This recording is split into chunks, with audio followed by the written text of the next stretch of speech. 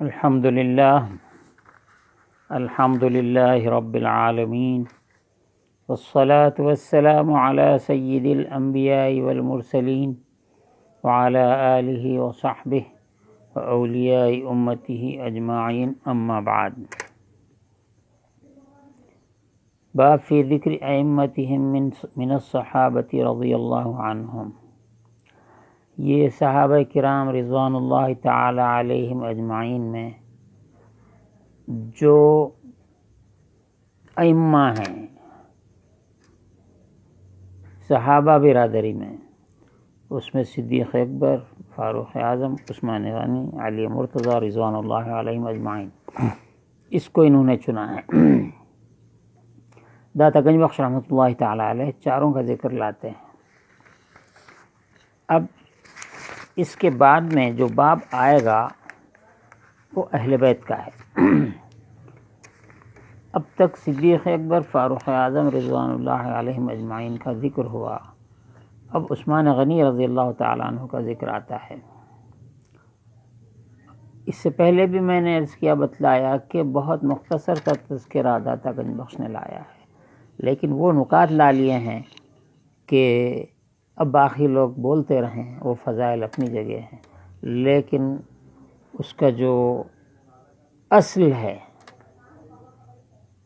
وہ اس میں بیان کیا ہے. آئندہ جو باب آئے گا اہل بیت کا آئے گا، اس میں صوفیہ کے تذکرے آئیں گے. جو پہلے ڈیفینیشن میں گزر گیا ہے وہ ڈیفینیشن تھا. اب یہاں شروع کرتے ہیں. وَمِنْهُمْ، اور ان میں ونیز گنج حیا کا خزانہ. وعبد، اہل صفا، اور اہل صفا میں یہ بزرگ ترین صفت بیان کی گئی ہے، متعلق بدرگاہ رضا، جو اللہ رب العزت کی بارگاہ سے متعلق ہے اور رضا سے متعلق ہے. یہ درگاہ رضا، یہ لفظ درگاہ ایک تفصیلی بحث اس پہ درکار ہے. درگاہ کے معنی ہمارے پاس ہندوستان، پاکستان، یہ بنگلہ دیش، یہ ایشین کنٹریز میں درگاہ کے معنی قبر کے لیتے ہیں. جن کو نہ اردو آتی ہے نہ فارسی آتی ہے،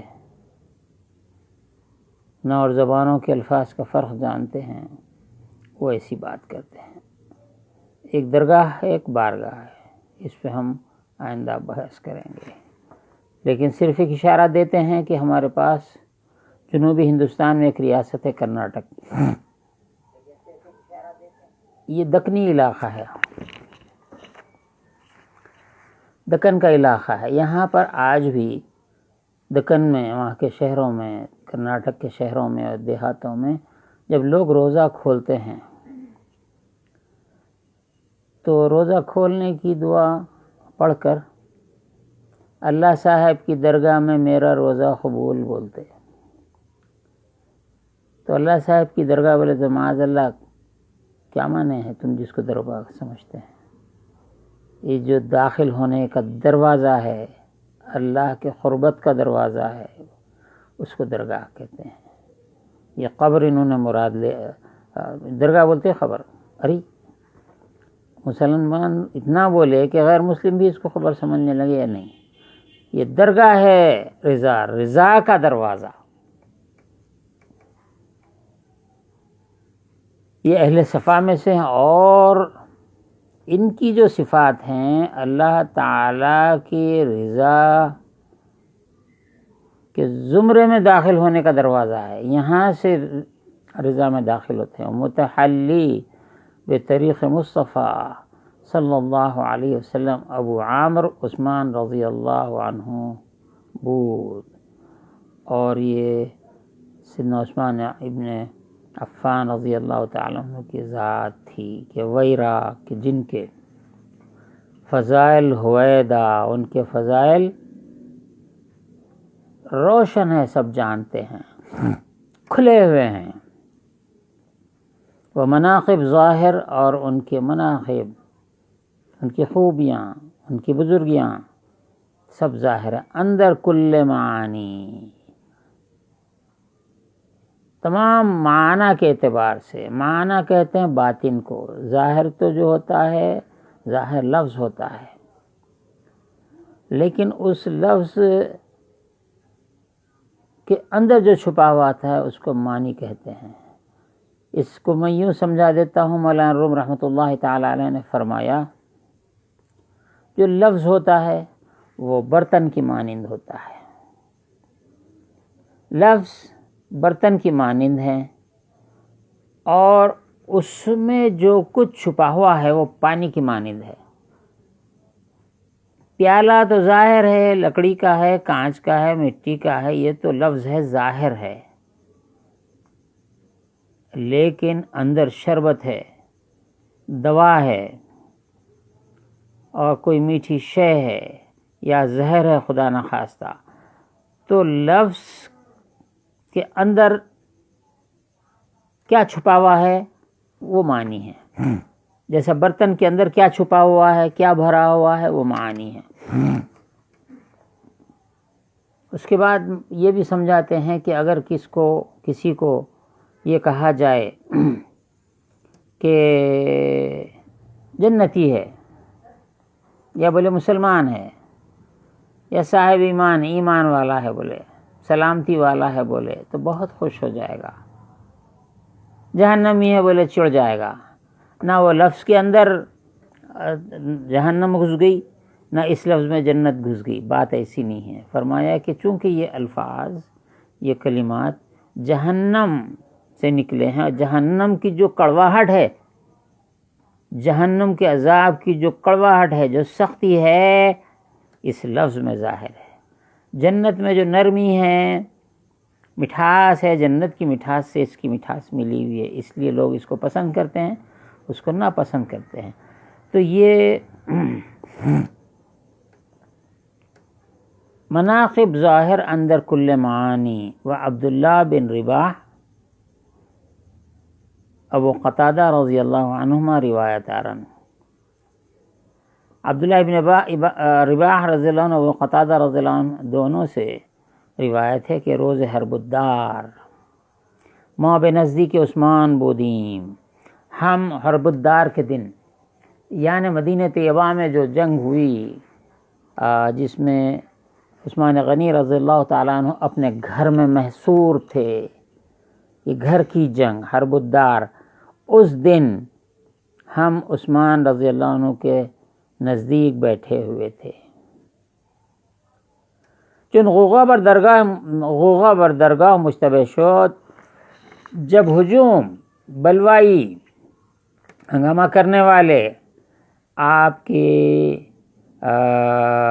گھر کو انہوں نے گھیر لیا. یہاں گھر کے لیے درگاہ کا لفظ لا رہے ہیں. غلامان نے وہی سلاح برداشتن، عثمان غنی رضی اللہ عنہ کے غلاموں نے ہتھیار اٹھا لیا. عثمان گفت رضی اللہ عنہ، عثمان غنی نے فرمایا ان غلاموں سے، ہر کے سلاح بر نگیرد، جو کوئی ہتھیار نہ اٹھائے، از مال من آزاد است، وہ میری ملکیت سے آزاد ہے. حالانکہ حملہ عثمان غنی رضی اللہ عنہ پہ ہو رہا ہے، ان کے گھر کو بلوائیوں نے گھیر لیا ہے، ہنگامہ ہو رہا ہے، غلام تو ہے ہی آقا کے لیے، لیکن فرمایا کہ جو ہتھیار نہ اٹھائے بلوائیوں پر، ہنگامہ آرائیوں پر، ٹیررسٹ کہلا رہے ہیں، اور ٹیررسٹوں پر کوئی ہتھیار نہ اٹھائے میرا غلام، تو وہ آزاد ہے، میری ملکیت سے آزاد ہے. اور ماں استر سے خود بیرون آمدین، دونوں فرما رہے ہیں. ابو قتادہ رضی اللہ عنہ، عبداللہ بن رباح رضی اللہ عنہ فرماتے ہیں ہم دونوں خوف سے گھر کے باہر آ گئے. حضرت عثمان غنی کے پاس بیٹھے ہوئے تھے، خوف سے باہر آ گئے. حسن بن علی رضی اللہ عنہما مارا در راہ پیش آمد، ہمارے سامنے آئے. باوی باز گشتیم، ہم ان سے پلٹ گئے. وہ بے نزدیک عثمان اندر آمدین، پھر عثمان غنی رضی اللہ عنہ کے پاس آ گئے، تابدانیم، تاکہ جان لیں، تاکہ دیکھیں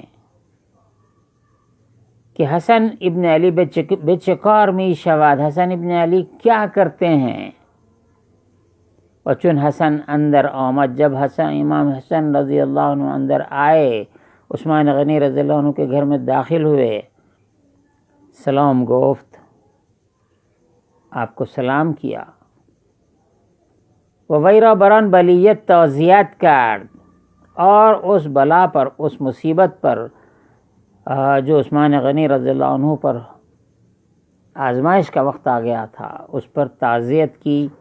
تعزیت کے معنی ان کے صبر، تعزیت کے دوسرے معنی صبر ہے، ان کے صبر، اب یہ تعریف کی بولوں کیا کروں، تعزیت کیا اس پہ انہوں نے، صبر کی تلقین بھی ہم ترجمہ نہیں کر سکتے، تعزیت کی۔ وہ گفت اور کہا، یا امیر المؤمنین، اے امیر المؤمنین، من بی فرمان تو بر مسلمانان شمشیر نہ توانم کشید، اے امیر المؤمنین، میں آپ کے حکم کے بغیر مسلمانوں پر تلوار نہیں اٹھا سکتا ہوں۔ و تو امام برحقی، اور آپ برحق امام ہیں، مرا فرمان دہ، مجھے فرمان دیجئے، مجھے حکم دیجئے، تا بلائے ان قوم از تو دفع کنم، تاکہ اس قوم کی بلا کو، ان کی بلا تو لفظ امتحان ہوتا ہے، لیکن یہاں پر بلا سے مراد وہی ہے، ان کی شدت ہے، تکلیف دینے کی نیت ہے، ہنگامہ آرائی ہے، اس سب کو میں دفع کروں، آپ حکم دیجئے۔ عثمان رضی اللہ عنہ ویرا گفت، عثمان غنی رضی اللہ عنہ نے امام حسن سے کہا، یا ابن اخی، اے میرے بھتیجے، اے میرے بھائی کے بیٹے، ارجع، پلٹ کر چلے جائیے، اجلس، اور بیٹھ جائیے، فی بیتک، اپنے گھر میں، حتی یأتی اللہ بامرہ، یہاں تک کہ اللہ کا حکم آ جائے۔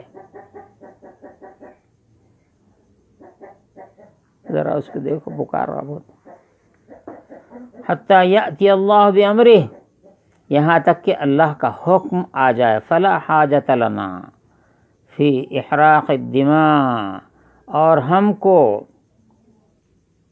ان کا خون بہانے سے کوئی ضرورت نہیں ہے، ہم کو ان کا خون بہانے کی کوئی حاجت نہیں ہے، ضرورت نہیں ہے۔ خود اس کا ترجمہ کر رہے ہیں داتا گنج بخش، اے برادر زادے من، اے میرے بھائی کے بچے، بازگارد، پلٹ کر چلے جاؤ، اور وہ اندر خانہ خود بے نشین، اپنے گھر میں بیٹھ جاؤ، تا فرمان خداوند تعالی و تقدیر ویچ باشد، یہاں تک کہ اللہ تعالیٰ کا حکم اور اس کی تدبیر اور اس کی تقدیر جو کچھ ہے، کہ مرا بخون ریختن مسلمانان حاجت نہیں، مجھے مسلمانوں کا خون بہانے کی کوئی حاجت نہیں ہے، ضرورت نہیں ہے۔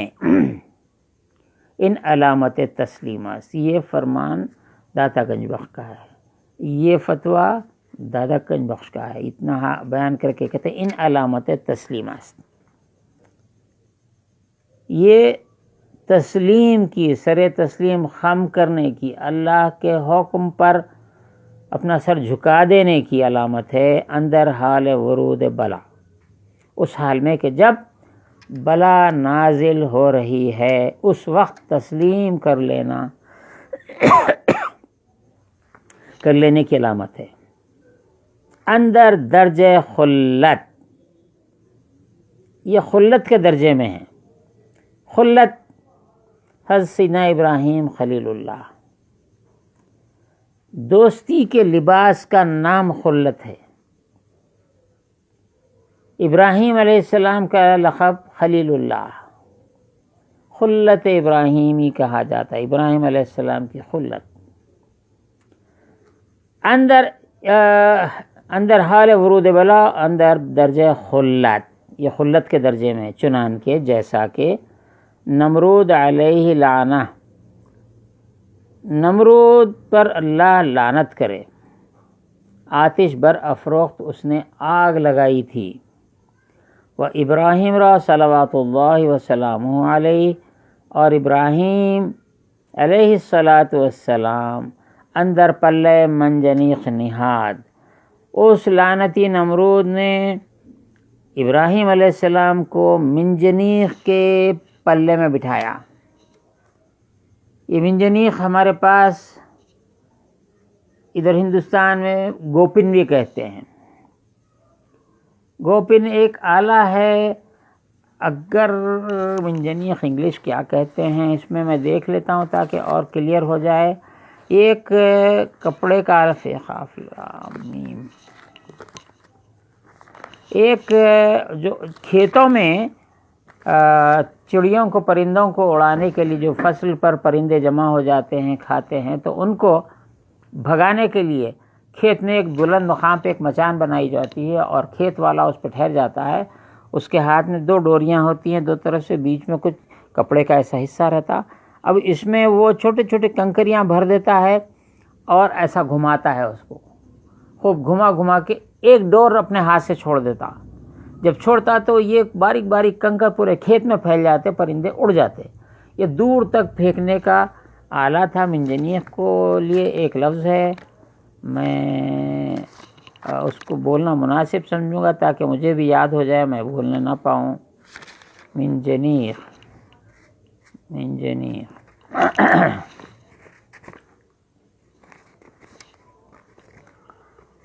تو اس کا انگلش ورڈ کیا ہوتا ہے دیکھ ہی لیں گے۔ جی،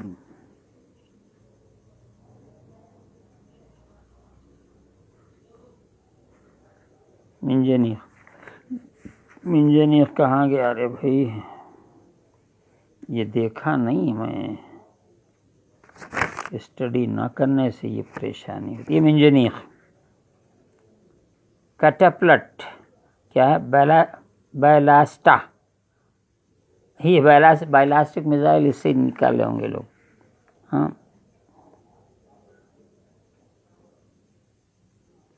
کیٹا CATAPULT کیٹاپلٹ کیا ہے، اس کو دیکھتا ہوں۔ بہرحال یہ دور تک مارنے والا، پھینکنے والا، کنکر کو دور تک پھینکنے والا آلہ ہے۔ شاید یہ وہی ہے۔ بائلاسٹک میزائل میں دیکھا نہیں تو میں بول نہیں سکتا، بائلاسٹک کے معنی نہیں دیکھا میں۔ تو بہرکیف ابراہیم علیہ السلام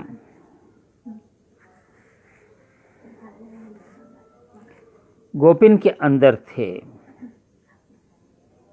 جبریل علیہ السلام جبریل علیہ السلام آئے۔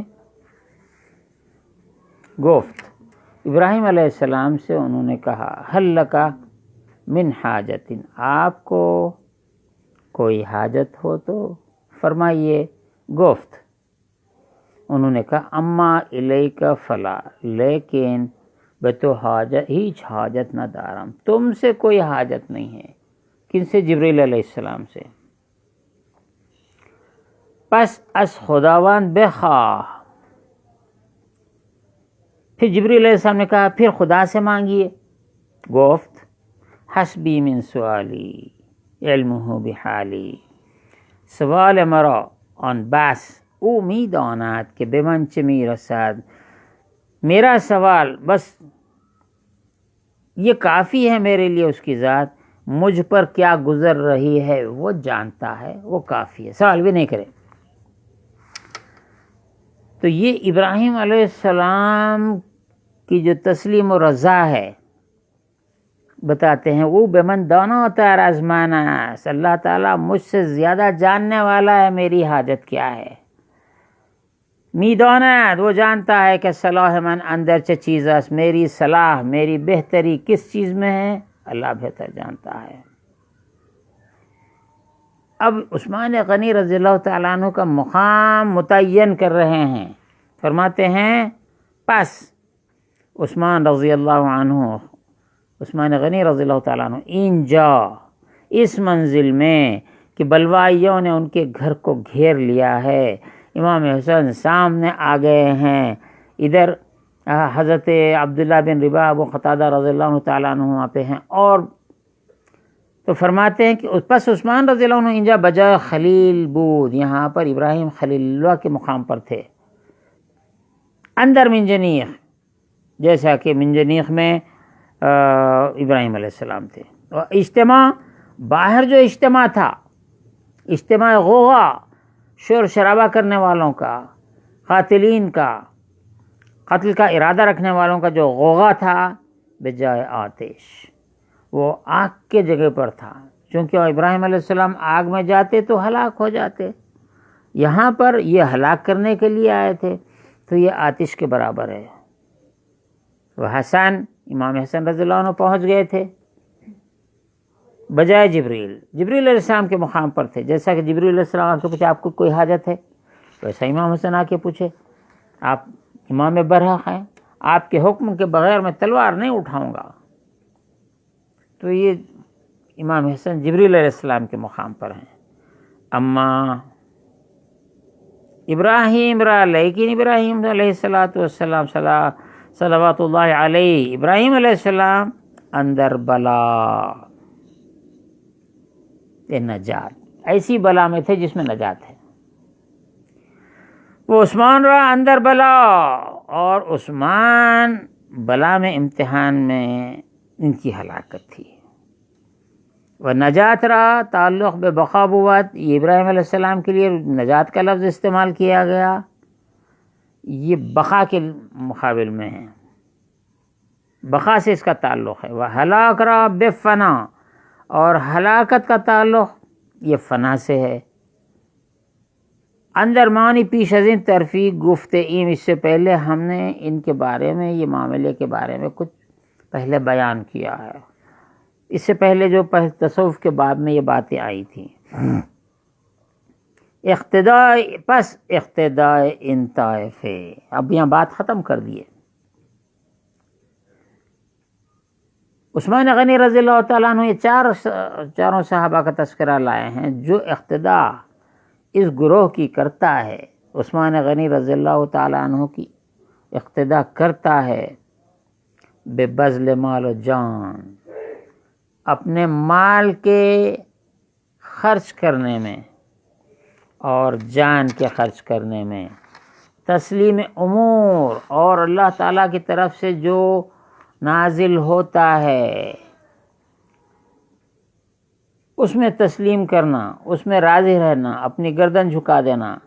وہ اخلاص اندر عبادت، اور عبادت کے اندر اخلاص بے ویس ان سے متعلق ہے۔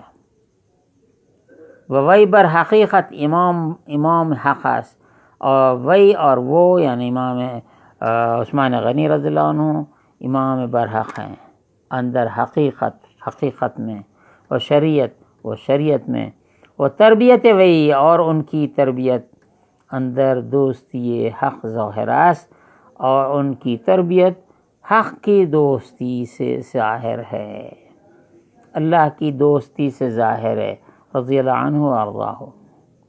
بات اتنی ختم، تذکرہ ختم کر دیا آپ نے۔ تو یہاں پر سب کے مقامات بتلا دیے، امام حسن حضرت جبریل کے مقام پر ہیں، آگے ہیں، پوچھ رہے ہیں۔ غوغا نمرود کے جو نمرودی جتنے ہیں، آگ لگانے والے ہیں، جلانا چاہتے ہیں، ان کے مقام پر بلوائی ہیں عثمان غنی رضی اللہ تعالیٰ عنہ کو، جنہوں نے شہید کیا، ہنگامہ کیا۔ اور جو منجنیق ہے اور اجتماع ہے، یہ سب آتش کے مقام پر ہے۔ یہاں پر امتحان میں ابراہیم علیہ السلام کو نجات ہوئی، اور یہاں پہ عثمان غنی رضی اللہ تعالیٰ عنہ کی شہادت ہو گئی۔ تو جو فنا کے ذریعے ان کا نتیجہ نکلا، عثمان غنی رضی اللہ، فنا کا مطلب بقا ہے، تو یہ بقا سے ہے، اور ابراہیم علیہ السلام کا جو تھا وہ نجات کے ذریعے تھا۔ اور نجات کو کیا کہا آپ نے؟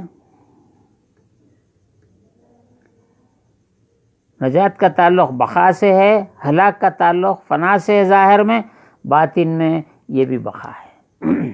بس اتنا یہ پوائنٹ اس میں بیان کیا گیا، آگے کچھ نہیں ہے، چونکہ صوفیہ کے طریقے کو ان کی اتباع کرنے والوں کی صفات کو گنوایا جا رہا ہے، یہ پوائنٹس پہ آپ نے اس کو ختم کر دیا ہے۔ اس کے آگے چلتا ہے تذکرہ سیدنا علی بن ابی طالب کرم اللہ وجہہ رضی اللہ عنہ، ومنہم، اور انہی میں سے نیز برادر مصطفیٰ حضور صلی اللہ علیہ وسلم کے بھائی، غریق بحر بلاؤں کے امتحانات کے سمندر میں غرق، حریق نار ولا، دوستی کی محبت کی آگ میں جلنے والے، و مقتدی جملے اولیاء و اصفیاء، اور دنیا میں قیامت تک جتنے اولیاء اصفیاء ہوں گے ان کے مقتدی ہے، ان کے پیشوا ہے۔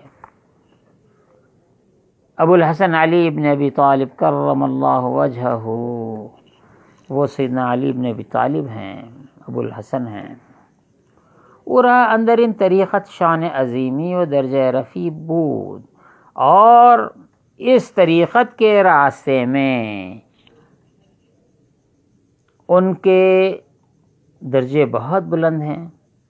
وہ اندر دقت عبارات، اور عبارات کی باریکیوں میں، اب عبارت سے مراد یہاں پر آپ کا قول ہے، آپ کا فعل ہے، آپ کے ارشادات ہیں، آپ کے معاملات ہیں، آپ اس کو سب کو لے لیجئے۔ اس میں اندر دقت عبارات از اصول حقائق حفظی تمام داشت، آپ کے اس کی تمام جو اصول ہیں، ان کے بنیادیں ہیں، گویا آپ ہی اس کی بنیادیں ہم کہہ سکتے ہیں، لیکن حضرت کا کلام بہت احتیاط کا ہے۔ تا حدی کے جنید رحمۃ اللہ علیہ، گویا جنید بغدادی رحمۃ اللہ تعالی علیہ فرماتے ہیں، در حق وہی حضرت سیدنا علی کے کرم اللہ وجہہ کے حق میں فرماتے ہیں، شیخنا فی الاصول والبلاء، ہمارے شیخ اصول میں اور بلا میں، اصول و عبارات کی دقتیں اور دقائق علوم، والبلا اور امتحانات، علی المرتضیٰ رضی اللہ عنہ، حضرت علی مرتضیٰ ہیں، اصول میں اور بلا میں ہمارے امام ہیں۔ شیخ امام اندر اصول و اندر بلا کشیدن علی مرتضیٰ، ہمارے شیخ اصول میں اور امتحان میں کامیاب ہونے میں علی مرتضیٰ ہیں، مصیبتیں اٹھانے میں علی مرتضیٰ ہیں، یعنی امام ماں، یعنی ہمارے امام اندر علم و معاملات ان طریقت علی است، معاملات میں اور اس طریق میں یہ آپ جس کو ہم تصوف بعد میں بول رہے ہیں، حضرت علی ہیں۔ ازانچہ علم ان طریقات را اہل ان اصول گویان، جو کچھ کہ اس علم میں جو اہل طریقت ہیں، یہ اہل اصول، ان کو اہل اصول کہتے ہیں۔ یہ تو یہاں سے اصول کی بنیاد یہاں سے ہے، پیچھے بھی، لیکن یہاں کی خاص بات ہے۔ وہ معاملات طریقت، اور طریقت کے تمام معاملات، بجملے خود بلا کشیدہ ناس، تمام کے تمام اپنے آپ میں بلا اٹھانا ہے، مشقت اٹھانا ہے، ریاضت اٹھانا ہے، سختی جھیلنا ہے، چاہے جو کچھ ہو، نفس پہ بوجھ ڈالنا، جسم پہ بوجھ ڈالنا، اپنی طبیعت پہ بوجھ ڈالنا، طبیعت کے خلاف کام کرنا، اللہ کی مرضی کے مطابق کرنا، رسول کی مرضی کے مطابق کرنا، اس میں شیخ ہیں ہمارے علی۔ ازانچہ علم ان طریقہ ہو گیا یہ بلاک می آران کہ یکی بے نزدیک وہی آمد، کہا جاتا ہے کہ کوئی ایک شخص ان کے پاس آیا، گفت یا امیر المؤمنین برا وصیتی کن، مجھے آپ وصیت فرمائیے۔ عربی میں نصیحت کا لفظ بھی آتا ہے، لیکن وصیت کا بزرگوں کے نزدیک زیادہ آیا ہے، مجھے وصیت کیجیے۔ وہی گفت آپ نے کہا لا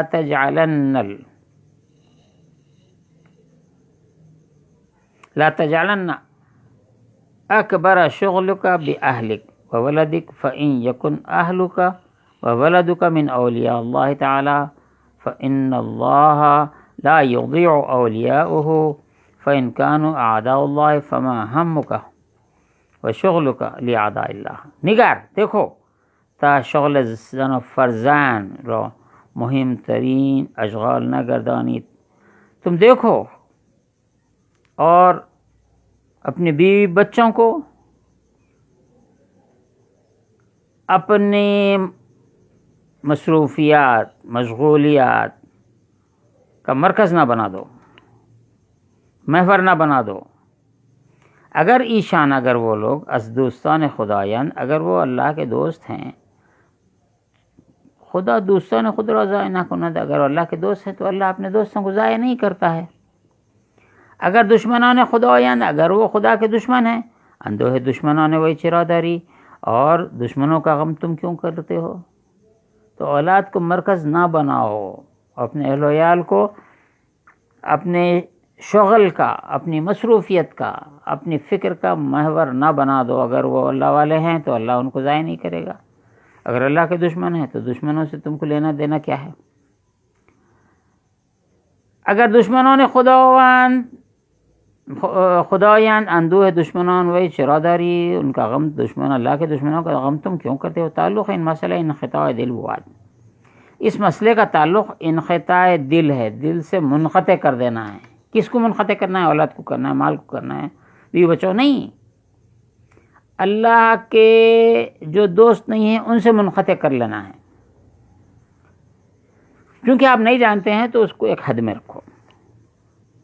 از دون حق تعالی کہ وہی بندگان خود را چنان خواہد می دارد جو اللہ تعالیٰ کے سوا ہے.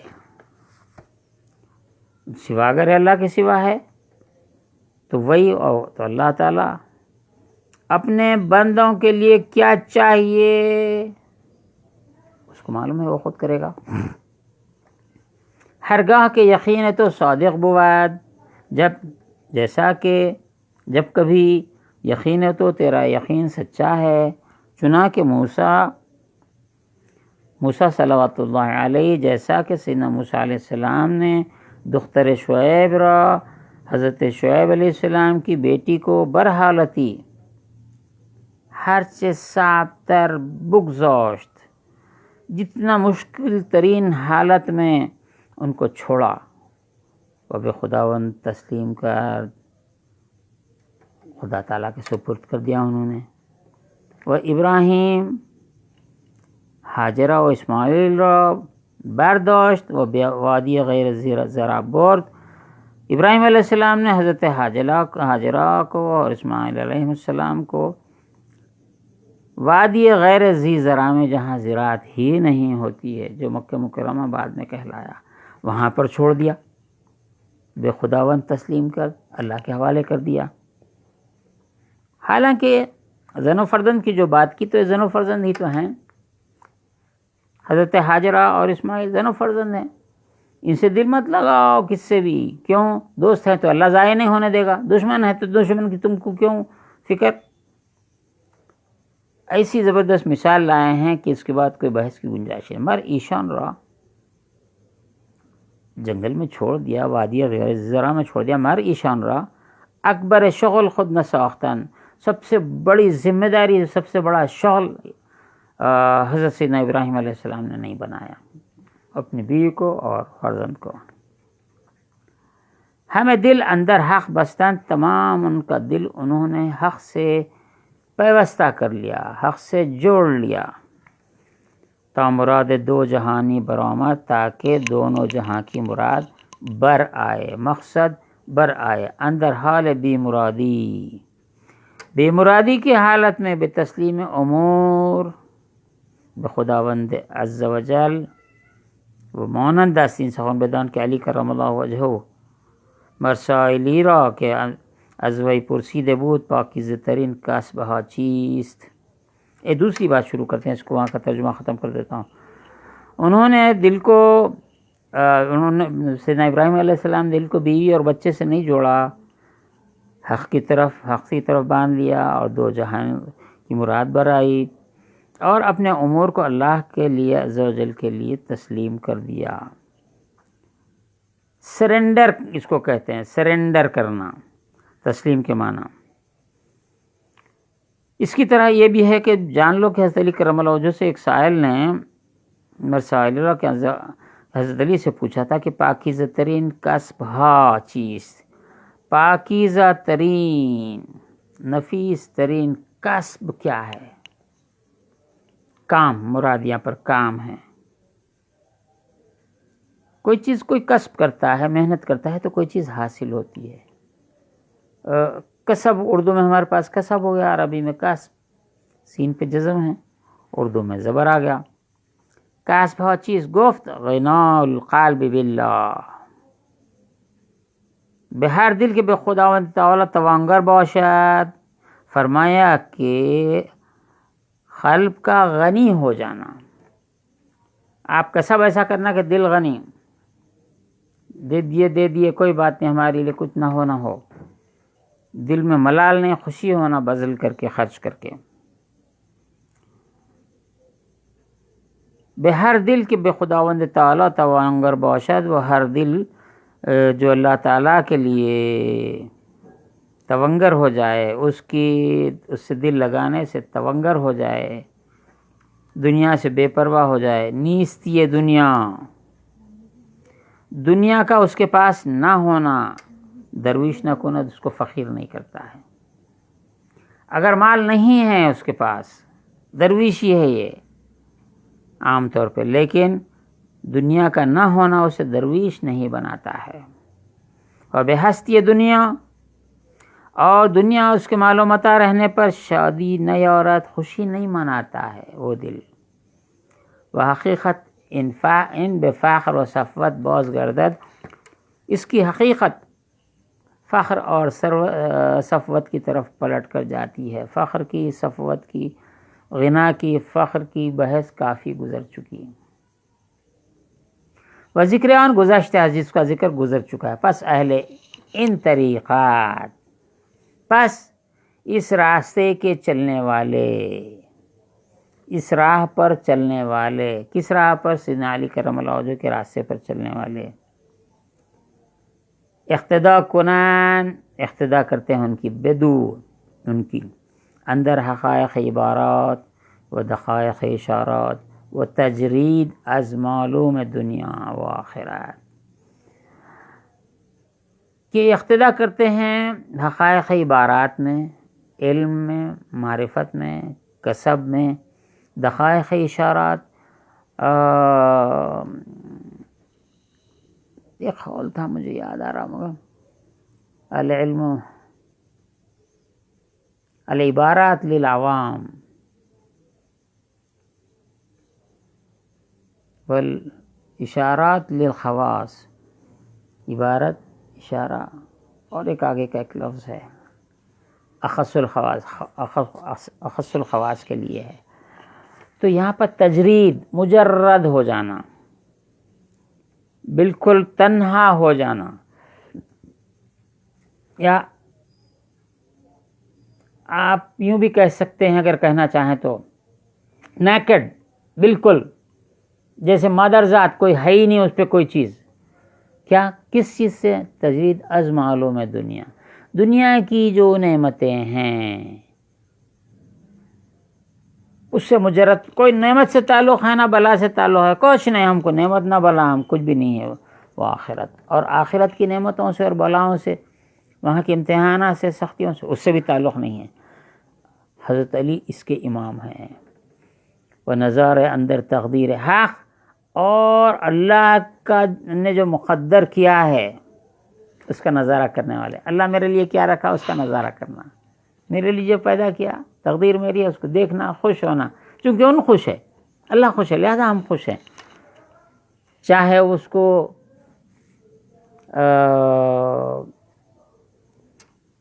اس کے موافق حالات ہوں یا مخالف حالات ہوں، کیونکہ اللہ کے بھیجے ہوئے ہیں، لہذا خوش ہونا۔ و لطائف کلام، اور کلام کی لطافتیں، باریکیاں،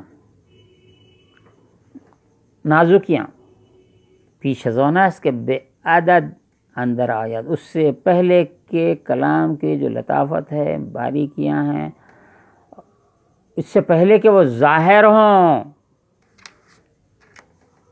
بے عدد اندر آیت، اتنی آئے، اتنے مصیبتیں آئیں، اتنے بلائیں، اتنی نعمتیں، اس سے پہلے ہی راضی ہو جانا، آنے سے پہلے جو آ رہا میں خوش ہوں، چونکہ تو خوش ہے، تو پیدا کرنے والا ہے، تو قسمت تقسیم کرنے والا ہے. رضینا قسمت الجبار فینا لنا العلم للجہال مال، ہم اللہ کی تقسیم پر خوش ہیں، ہمارے لیے علم ہے اور جاہلوں کے لیے مال ہے. وہ مذہب من اندر ان کتاب اختصاراس، آپ فرما رہے ہیں داتا گنج بخش، میرا مذہب، میرا طریقہ، مذہب کہتے ہیں چلنے کا جو راستہ ہے. ہمارے پاس اردو میں بڑی پریشانیاں ہیں. میں امام ابو حنیفہ کے مذہب پر ہوں، تو انہیں بولتا مذہب اسلام ہے، اسلام کے علاوہ اور کون سا مذہب آ گیا؟ ارے میرے بھائی، میرے بڑے بھائی، میرے چھوٹے بھائی، میرے منجے بھائی، تم کو مذہب کے معنی یہ ہیں کہ اسلام پر جو چلنے کے راستے ہیں، فقہ کے، اللہ تک پہنچنے کا ایک راستہ امام اعظم ابو حنیفہ کے ذریعے، دوسرا امام شافعی رضی اللہ عنہ کے ذریعے، تیسرا ایک امام مالک، امام احمد بن حنبل سے، چوتھا ہے. یہ 4 مذہب ہیں، جانے کا راستہ، چلنے کا راستہ، عمل کرنے کا راستہ. ہم دین کو اردو میں مذہب بول کے دین مراد لیتے، دین دین دین بول کے کچھ کیا مراد لیتے کی وہ بحث ٹیڑھی ہوتی ہے، میں اس پہ نہیں پڑھتا. تو یہاں پر فرماتے ہیں کہ ہمارا جو مذہب ہے، یعنی اس کتاب لکھنے کی جو پالیسی ہے، اب ہم لیٹسٹ ورژن میں آ جاتے ہیں، یہ جو پالیسی ہے ہماری اختصار ہے، ہم بات کو طویل نہیں کرتے ہیں. واللہ عالم، اللہ اس کو بہت خوب جانتا ہے. اگلا باب شروع ہوتا ہے، ابھی 10 منٹ ہے، تھوڑا سا ہم اسے پڑھ ہی لیں گے. باب فی ذکر ائمتہم من اہل البیت، صحابہ ہو گئے تھے، اب اہل بیت ہیں. اہل بیت کے جو ائمہ ہیں ان کا کچھ حصہ. میں یہاں پر ایک بات عرض کر دیتا ہوں، یہ باب ابھی شروع ہو رہا ہے، اس سے پہلے ہمارے خواجہ دکن، سلطان دکن، حضرت بندہ نواز یسو دراز چراغ دکن چشتی رحمۃ اللہ تعالی علیہ نے اپنے ملفوظات میں ارشاد فرمایا کسی کے سوال پر. کس سوال پر؟ مسلمانوں میں 2 گروہ ہیں. ایک گروہ اہل بیت کو فضیلت دیتا ہے، ایک گروہ صحابہ کرام کو فضیلت دیتا ہے. اہل سنت و جماعت دونوں کو فضیلت دیتے ہیں. فضیلت کی پھر تقسیم کیسی؟ تو فرماتے ہیں کہ جیسا کہ افضل البشر بعد الانبیاء بالتحقیق امیر المؤمنین سیدنا ابوبکر صدیق رضی اللہ عنہ، افضل بشر ہیں انبیاء کے بعد. کون؟ ابوبکر صدیق رضی اللہ عنہ. اس پر 2 فریق ہو گئے ہیں.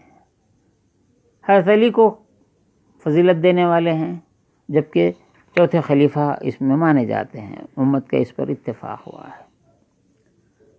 تو فرماتے ہیں بندہ نواز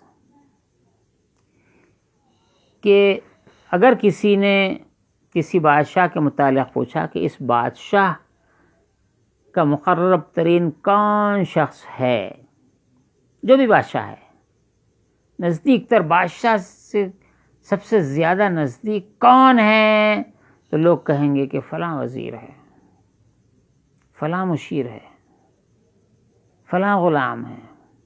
جیسا کہ محمود غزنوی قریب ترین کون ہے؟ تو ایاز ہے. یہ ایاز کو الف یہ الف ز سے لکھتے. میں ایک مقام پہ دیکھا کہ عین یہ الف ضاد ہے، جیسے فضیل ابن عیاض رضی اللہ تعالیٰ عنہ. تو خیر ایاز ہے محمود کے پاس. نزدیک ترین کون ہے؟ تو فلاں دوست ہے، فلاں مشیر ہے. ہر آدمی مان جائے گا اس بات کو، ٹھیک ہے، لیکن کوئی بیوقوف یہ نہیں کہے گا کہ ان کے نزدیک ترین کون ہے، وہ بادشاہ کی جو رانی ہے یا ملکہ ہے وہ نزدیک ترین ہے، نہیں ان کا بیٹا نزدیک ترین ہے. ایسا کوئی بولتا کیا؟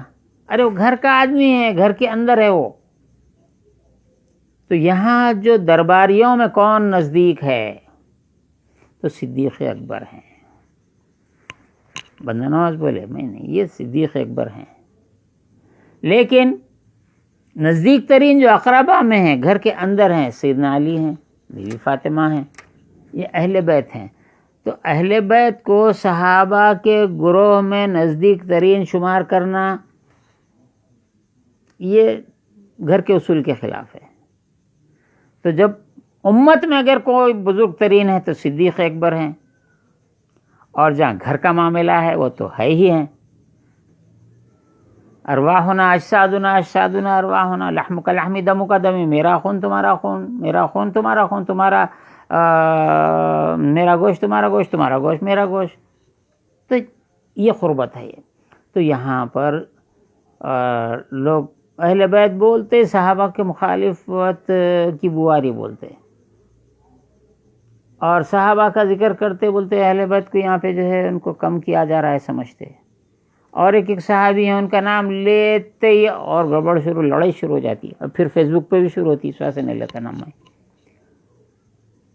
حالانکہ ان کے حق میں کوئی فضائل نہیں آئے ہیں. دمشق میں، شام میں جب ان کا زمانہ تھا تو ایک شخص آ کے بولا کہ ان کے فضائل میں بیان کرو. تو حضرت وہ امام نسائی تھے، انہوں نے حضرت علی کے فضائل بیان کرنا شروع کیے. لوگ سختی کرے، بولے ہم فلاں کے بولو، بولے تو نہیں بولتے امیر المومنین کے ہمارے. تو بولے کوئی حدیث ملی نہیں تو میں کیا بولوں، مارے ایسا مارے کہ اونٹ پہ ڈال کے مدینے کو بھیج دیے، رستے میں انتقال ہو گیا. چنانچہ یہ ان کو سمجھ نہیں ہے، ان کو ہر ایک کی شان سے واقفیت نہ ہونے کی وجہ سے پریشانی ہے. چلیے، و اہل بیت پیغمبر صلی اللہ علیہ وسلم آنان را به طهارت ازلی مخصوص بودن. اہل بیت رسول اللہ. اب یہ شروع کہاں سے کر رہے ہیں داتا گنج بخش؟ دیکھو شان، دیکھو عبارت کی شان، دیکھو فکر کی شان، دیکھو معرفت کی شان، دیکھو دل کی روشنی کو، دیکھو کیسا روشن دل ہے، کیسا روشن ضمیر ہے. وہ اہل بیت پیغمبر صلی اللہ علیہ وسلم یعنی رسول اللہ صلی اللہ علیہ وسلم کے گھر کے لوگ، اہل بیت، اہل خانہ آنان کے وہ لوگ ہیں جو کہ جن کو بے طہارت ازلی مخصوص بودن، ازلی پاکی سے مخصوص ہیں. اللہ نے ان کو پاک کیا، ازلی پاکی عنایت فرمایا. یہ کہ یہ ایسا نہیں کہ وہ ناپاک ہو گئے تھے معاذ اللہ لہذا پاک کر دو، نہیں. ہر یکی را اندر ان معانی قدمی تمام بودے، سب کے سب اہل بیت اس معنی میں ان کے قدم، ہر قدم کامل ہے، مکمل ہے، لغزش نہیں ہے، کچھ نہیں ہے. جو کچھ ہے بالکل مضبوط ہیں. وہ جملہ قدوہ ان طائف بودن، اور تمام کے تمام اہل بیت، تمام کے تمام قدوہ ان طائف بودن. کون سا طائفہ، کون سا گروہ؟ یہ صوفیہ کا گروہ جو ہے وہ نمونہ، تو صوفیہ کے گروہ کا نمونہ، ماڈل تو وہی ہیں، اہل بیت ہیں. از خاص و عام ایشان، اہل بیت کے خاص و عام. و من از روزگار گروہ ایشان طرفی بیان کنم، اور میں اس گروہ کا زمانہ، ان کا دور، ان کی صفات، ان کے خواص، ان کے فضائل، ان کے مناقب تھوڑے سے بیان کروں گا انشاءاللہ تعالی.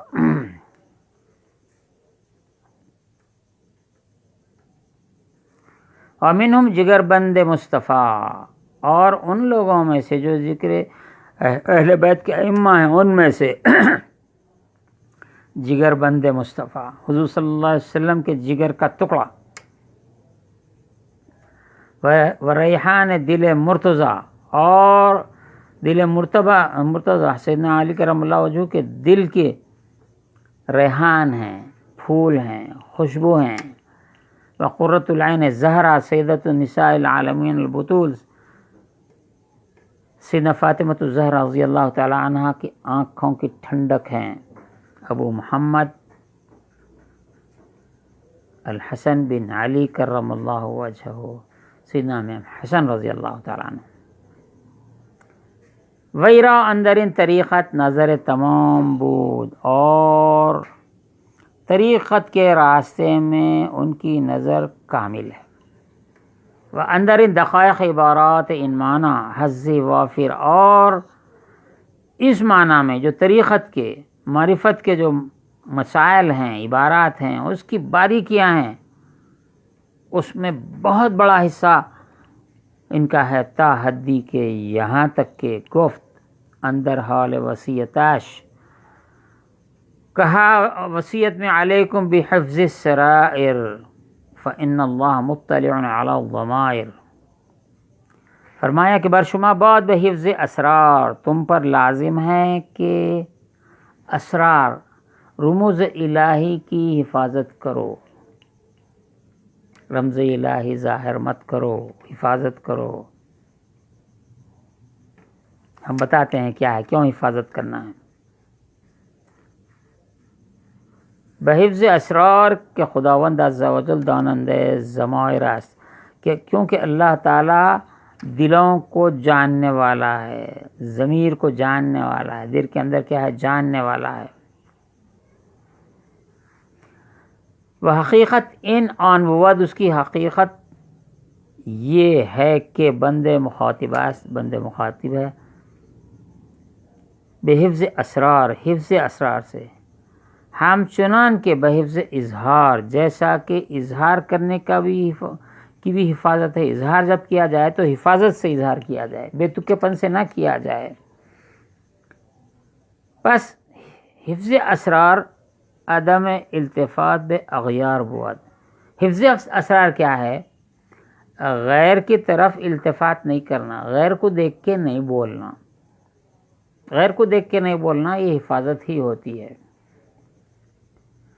اگر اسرار کو کوئی ظاہر کر دیا، سر مانے چھپی ہوئی چیز، چھپا ہوا خزانہ، اس کو اگر کوئی ظاہر کر دیا تو قتل کر دیا جاتا ہے. سیدنا افتخار علی شاہ وطن رحمۃ اللہ تعالی علیہ نے ارشاد فرمایا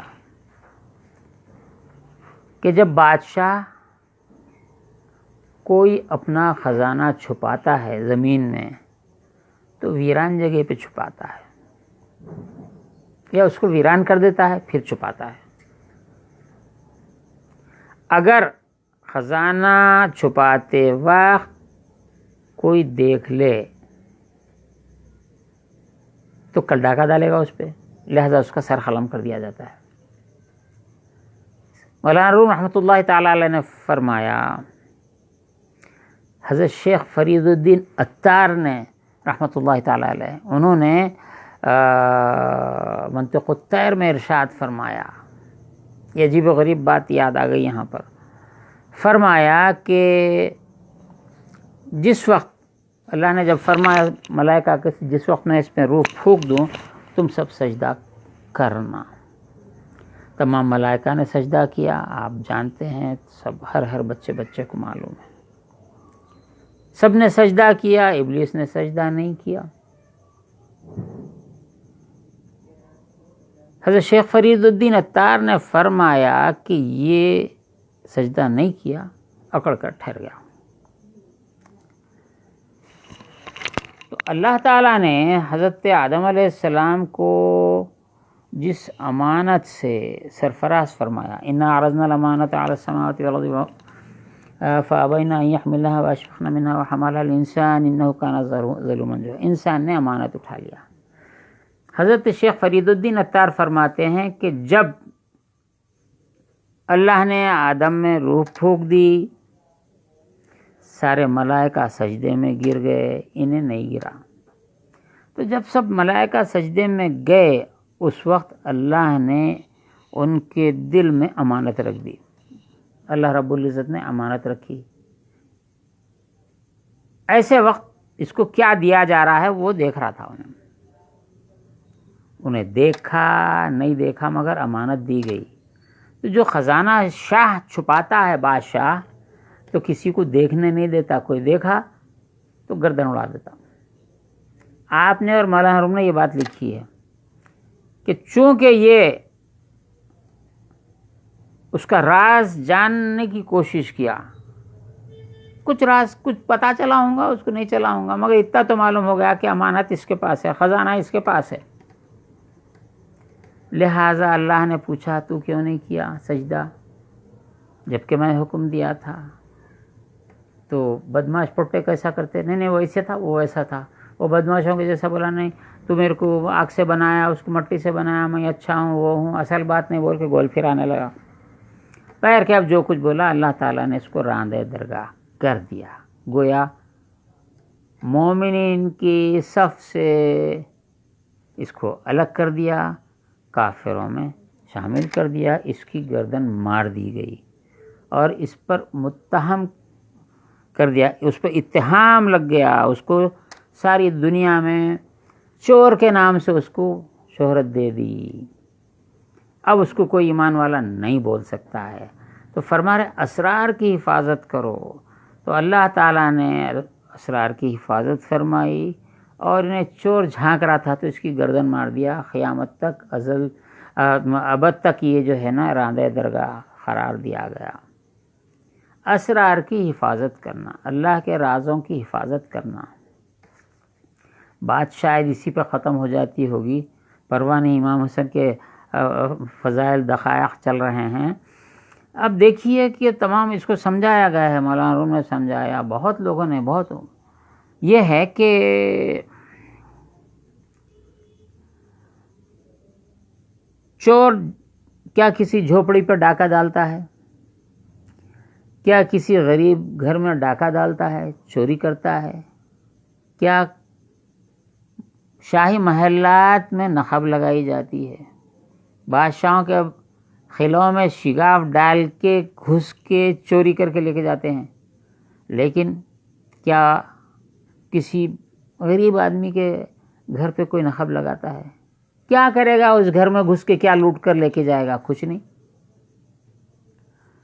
جو کچھ پریشانی ہوتی ہے صاحب مال کو ہوتی ہے. جس کے پاس مال ہے، کس کے پاس دولت ہے، پولیس کی ریڈ اس پہ پڑتی، انکم ٹیکس کی ریڈ اس پہ پڑتی. اور پولیٹیکل پارٹیز بھی بولتے ہیں اس کے پاس مال بہت ہے، چلو اطلاع دے دو، نہ ورنہ تم کو کون سی بھی کیس میں پھنسا دیں گے.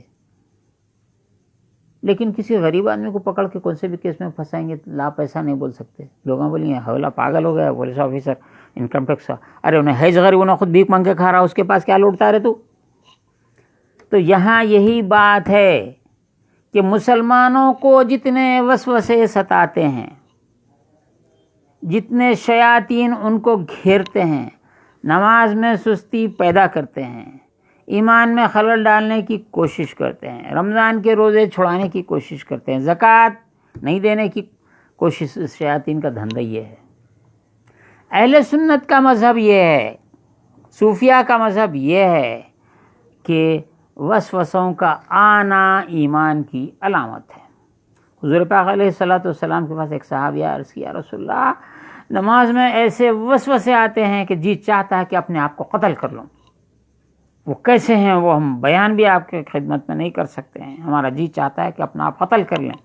حضور نے فرمایا تمہارے ایمان کی علامت ہے. آدمی کس کو بھٹکائے گا؟ جو سیدھی راہ پہ چل رہا ہے اس کو ہی بھٹکائے گا. پہلے ہی بھٹکا، بھٹکے کو کیا بھٹکائے گا؟ شیطان کو اگر کام ہے تو جامعہ نظامیہ میں ہے، طلب علم حاصل کر رہے ہیں بچے، اسٹوڈنٹس کو بھی بھٹکائے گا، اساتذہ کو بھی بھٹکائے گا، شیوخ کو بھٹکائے گا، ایڈمنسٹریشن کو بھٹکائے گا، پورا آگ لگا کے چھوڑ دے گا. کیا سینی خانے میں، شراب خانے میں اس کی کیا ضرورت ہے؟ انہیں اس کو جہاں تک پہنچانا تو پہنچا دیا، اب انہوں اور دوسروں کو بھٹکانے میں مصروف ہیں. ذرا پی کے تو دیکھ لے کیسا رہتا ہے، شام میں ایک بار آ جا. تو شیاطین کسی سینی خانے میں، شراب خانے میں، جوے خانے میں، سٹے خانے میں کیوں ستائے گا؟ انہیں خدا لگا دیا، ڈیوٹی پہ لگے ہوئے ہیں. لیکن جہاں تکلیف پہنچانا ہے وہ علم کے مقام پہ ہے، تکلیف پہنچانا ہے وہاں زہد کے مقام پہ ہے، تکلیف پہنچانا ہے وہاں تقوی کے مقام پہ ہے، تکلیف وہاں پہنچاتا ہے۔ تو وسوسوں کی کثرت ایمان کی دلیل ہے۔ اب نے جد و جہد میں نکال پھینک، صبح میں نکال رہا، شام میں، صبح دوپہر میں۔ اس کی مثال ایسی ہی ہے کہ صبح نیند میں سے جب اٹھتے ہیں دیکھے تو گھر کی حالت کچرا پڑا ہوا ہے، دھول جمی ہوئی ہے، کہاں سے آئی؟ کون لایا؟ نہیں، وہ خود بخود آ گئی۔ صبح جھاڑو دیتے، کچرا باہر پھینک کے آتے، دوپہر تک آ جاتا، شام میں جمع ہو جاتا، جاتے تھے پھر جھٹک لیتے، سونے کے واسطے بستر صاف رہے، صبح اٹھے تو پھر کچرا، پھر تو یہ کئی کو روزانہ دھوتے بیٹھتے، بھائی منہ کئی کو دھوتے، خواہ کو دھو نہیں، تمہارا منہ پاک تھا، اور نیند جو آ گئی وہ غفلت کی وجہ سے منہ میں بھی آپ کو بو آنے لگی، یا منہ میں جو بھی جمع ہو گیا ہے رطوبتیں، صاف کرنا ضروری ہے۔ کچھ گندگی آئے تو صاف کر سکتے ہیں، پہلے سے صاف ہے تو پھر صاف کیا کرتے ہیں؟ ارے ابھی صبح میں تو منہ دھویا، پھر منجن لگا رہا آدھے گھنٹے کے بعد میں، دن میں 5 بار منجن لگا رہا، ارے مسوڑے خراب ہو جائیں گے، کچھ نہیں۔ تو مطلب یہ ہے کہ دن رات صفائی کرتے رہنا پڑتا ہے۔ نئے جوڑے بنائے، 4 دن کے بعد پھر دھوتے، پھر 4 دن کے بعد دھوتے، 8 دن کے بعد دھوتے، کیوں؟ تو اس پہ کثافت آتی جاتی ہے، اس پہ میل آتا جاتا ہے۔ ایسے ہی ایمان کے لیے بھی اس کی جلا مسلسل ضروری ہے، اور جتنا صاف شفاف لباس ہوگا اتنا ہی باریک سے باریک لکیر نظر آئے گی۔ گلاس ہے، آئینہ ہے، شیشہ جس کو کہتے ہیں، مرر جس کو کہتے ہیں، کتنا صاف رہتا آپ اندازہ کر سکتے؟ آپ آئینے پہ پھونک مار دو، آئینہ اندھا ہو جاتا۔ تو جتنا پاک صاف مومن ہوگا اس پہ ایسا گناہ کا شک کا شائبہ آ جائے تو اس کی شخصیت خراب ہو جاتی ہے۔ نیکوکاروں، صالحین اور عام مومنین کو شیاطین الانس ستاتے ہیں اور بدنام کرتے ہیں۔ مومن بیچارہ صاف پاک آئینے کی طرح، پھونک مار دیے تو اس پہ جو ہے دھند آ جائے، ایسا ہے۔ اب بیوقوف جو ہیں، گمراہ جو ہیں، ان 200 سال کے فرقے کیا ہیں؟ بھائیو مسلمانوں پہ بلا رہی، بھائیو یہ ہو رہا، بیچارہ ان لوگوں اتنا پکارا کرے، اقبال صاحب بھی کنفیوژن میں آ گئے، برف گرتی ہے تو بیچارہ مسلمانوں پہ بولے۔ بات نہیں ہے، امتحان انہی کا ہوتا ہے۔ جو کلاس اٹینڈ کرتا ہے، پڑھتا ہے، امتحان وہی دیتا ہے۔ جو کلاس میں ہی ایڈمیشن نہیں لیا وہ کیا امتحان دیں گا؟ ارے جو اسلام میں آیا اس کا امتحان ہوگا، جو نہیں ہے اس کا کیا امتحان ہوتا ہے؟ وہ تو جوتے کھاتے پھریں گا، اس کو کیا کریں؟ ارے آوارہ پٹا ہے، دے ڈالو اس کو، اور دے ڈالو، اور دے ڈالو، اور دے ڈالو۔ اس کو ایڈمیشن ہی نہیں ہوتا، اسلام میں ایڈمیشن ہوا ہی نہیں اس کا، انہیں مسلمان ہوا ہی نہیں۔ اگر ہوا تو پھر مسائل آ جائیں گے۔ اللہ نے فرمایا کہ تم ایمان لائے ہو اور یہ سمجھتے ہو کہ تمہارا امتحان نہ لیا جائے گا۔ تو بہرحال یہاں پر امام حسن جو اسرار کی حفاظت کی جو بات ہوئی ہے، اسرار کی حفاظت کرو کہ اللہ تعالیٰ دلوں کا جاننے والا ہے۔ حقیقت ان بود حقیقت یہ ہے کہ بندہ مخاطبات بحفظ اسرار ہم چنان کہ بحفظ اظہار، جیسا حفاظت کرنا ہے اسرار کی، اظہار کی بھی حفاظت کرنا۔ نامناسب الفاظ سے اظہار نہیں ہوتا، ایمان جانے کا خوف ہو جاتا۔ پس حفظ اسرار کیا ہے؟ عدم التفات اغیار کی طرف التفات نہیں کرنا، توجہ نہیں دینا، یہ اسرار ہے۔ وہ حفظ اظہار از مخالفت جبار و حمی و جبار، اور حفظ اظہار کیا ہے؟ از مخالفت جبار، اللہ تعالیٰ کے مخالفت سے بچنا۔ ایک بات آ رہی نہیں بولتا، وقت بھی ہو گیا، انشاءاللہ ہم یہ بات جملہ ختم۔ ہم ہی اوران یہ بھی کہا جاتا ہے کہ قدریان چون غلبے گرفتان، جو قدری فرقہ ہے، فرقہ قدریہ، جب انہوں نے غلبہ کیا، مذہب اعتزال اندر جہاں پراگند شد، اعتزال کا مذہب دنیا میں پھیل گیا۔ اب یہاں سے حسن بصری رضی اللہ تعالیٰ عنہ کا ایک خط ہے جو امام حسن بن علی کو انہوں نے لکھا، سوال کیا، پھر اس کا جواب یہاں پر آتا ہے۔ تو اہل بیت کے جو ائمہ ہیں یہاں سیدنا امام حسن سے شروع کرتے ہیں۔ حضرت علی بھی اہل بیت ہیں، ان کا تمام امام حضرت علی گھر میں بھی سردار ہیں، باہر بھی سردار ہیں، صحابہ میں بھی ہیں، اہل بیت میں بھی ہیں۔ تو یہاں یہ باب شروع ہوتا ہے۔ اب یہ باب جتنا بھی چلے گا امام حسن کی بات ہے، سیدنا امام حسین ہیں، علی بن حسین ہیں ان کے بعد میں، اور یہ تھوڑا سا یہ چیپٹر تھوڑا سا بڑا ہو گیا ہے، لیکن اب خلاصہ کلام یہ ہے کہ تصوف کی جو یہ پہلی کتاب ہے فارسی زبان میں، اس سے پہلے عربی زبان میں تھے۔ ہم یہ کسی وقت ہم بتلا دیں گے کہ جیسا امہات الکتب الصوفیہ کون کون سی ہیں، وہ بتلائیں گے تو عربی میں تھے۔ فارسی میں امہات الکتب الصوفیہ کون سی ہیں وہ بھی ہم بتائیں گے۔ اللہ تعالیٰ سے دعا ہے کہ ہم کو اس راستے پر چلائے جن کا اس میں ذکر ہے۔ یہ سب انعمت علیہم والے ہیں، غیر المغضوب علیہم ولا الضالین، گمراہوں سے ہم کو بچائیے۔ اللہ تعالیٰ سے دعا ہے کہ اللہ تعالیٰ اہل بیت رسول اللہ کے راستے پر ہم کو چلائے۔ اصحاب رسول اللہ جو حضور صلی اللہ علیہ وسلم کے قریب ہیں، قریب ترین ہیں، ان کے اسوے کو مضبوطی سے پکڑنے کی توفیق عطا فرمائے۔ وصلی اللہ تعالی علی خیر خلقہ سیدنا محمد وآلہ وصحبہ اجمعین والحمد للہ رب العالمین۔ لاسٹ پوائنٹ یہ ہے کہ جب قدری فرقہ غلبہ کیا تو مذہب اعتزال دنیا میں پھیل گیا۔ اعتزال کیا ہے، مذہب اعتزال، انشاءاللہ آئندہ درس میں ہم یہیں سے بات کو شروع کریں گے۔ آج 25/12 سیدنا عیسیٰ علیہ السلام کی پیدائش کا جشن دنیا منا رہی ہے، اس کو بھی نسبت ہے نبی سے۔ اللہ تعالیٰ ہم سب کو برکت عطا فرمائے، معاملات کو درست فرمائے، ہم کو بلاؤں سے محفوظ رکھے۔ ہندوستان میں اس وقت جو مسلمان بلاؤں میں گرفتار ہیں، نجات عنایت فرمائے، ظالم حاکموں سے ہم کو بچائے، ظالموں کے ظلم کو انہی کی جانب لوٹا دے، ماکر ان کے مکر کو انہی کی جانب لوٹا دے، فسادیوں کے فساد کو انہی کی طرف لوٹا دے، کفار مشرکین یہود نصارہ کا جو شر ہے اے اللہ انہی کی جانب لوٹا دے، مسلمانوں کی حفاظت فرما، معصوم مسلمانوں کی حفاظت فرما۔ اے اللہ سب معصوم لوگ ہیں، مسلمانوں کے اندر جو منافق ہیں، اوپر سے چشتی قادری نقشبندی بولتے ہیں، اندر سے دیوبندی ہیں، منافق ہیں، اللہ ان سے بھی محفوظ فرمائے۔ یہ اندر سے اسلام کو کھوکھلا کر رہے ہیں، وہ لوگ باہر سے اسلام پہ حملے کر رہے ہیں، ان دونوں کے حملوں کو انہی کی جانب لوٹا دے، ہماری حفاظت فرما۔ صلی اللہ تعالیٰ علی خیر خلقہ سیدنا محمد وآلہ وصحبہ اجمعین والحمد للہ۔